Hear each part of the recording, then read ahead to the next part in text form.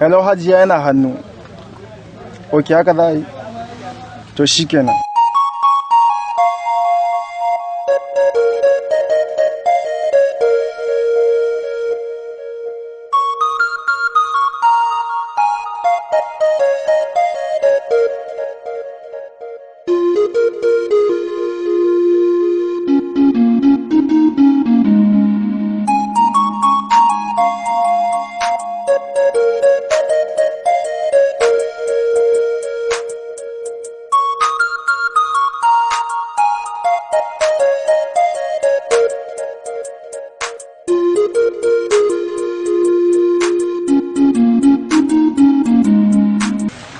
Salamu alaikum.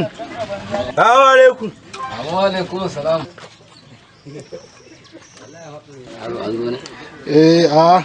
Tso. Kariman na ciki ne? Tana ciki. To a ɗan yi mana magana da ita. To, ba mu. Salamu alaikum. Wa alaikum salam. San da zuwa baba ka dawo. Ana kiran ki ne a waje. Yanzu baba dan Allah a haka zamu rayuwa?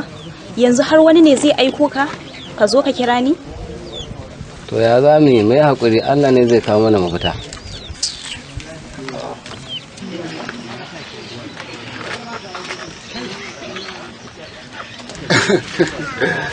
Kuma uwa sarauniya an fito kenan. Uwa wai sarauniya waye ya taba ki ne ki ta wuce? Ga mu kowa yanzu dan bubbura ma mai zuka. Kin san ni fa ba jira fa inda akan ki ne fa. Sai ma oga. Sarauniya na ji kin shiru ba ki ce komai bane. Ko da yake ma ai shiru ma dai yana cikin yaran soyayya ne. Malam ka gama abin da kake yi? Ni zan koma in tafi.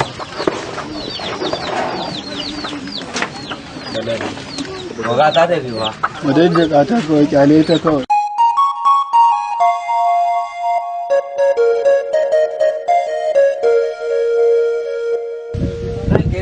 Ai bana da shirin noma na shekaru ko ba haka ba liman? to mu je. Ranka shi daɗe, wannan babban gonar taka ta ƙauyen nan, duk wani matahi da ke cikin ƙauyen nan sai ya noma ta don uban shi.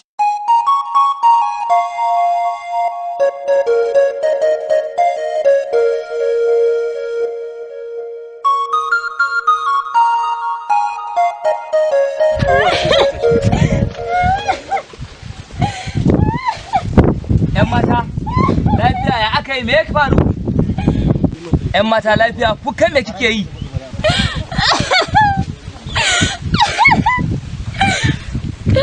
Na kawo karan mai dawa ne, ya ishe ni, ya isa rayuwata. Me dawa? Me haɗin kirshi? Me ya miki? Dan ya ce yana so na, ni kuma na ce ba na son shi. Shi ne ya addabe ni, ya addabi iyaye na, ni ai min iyaka da shi, ba na son shi. Ina waziri. Ranka rade gani. Duk inda wannan mai dawon yake, a je a nemo min shi, a kawo min shi nan. To ranka rade duk inda yake za a nemo shi. Ai maza maza a gaggauta.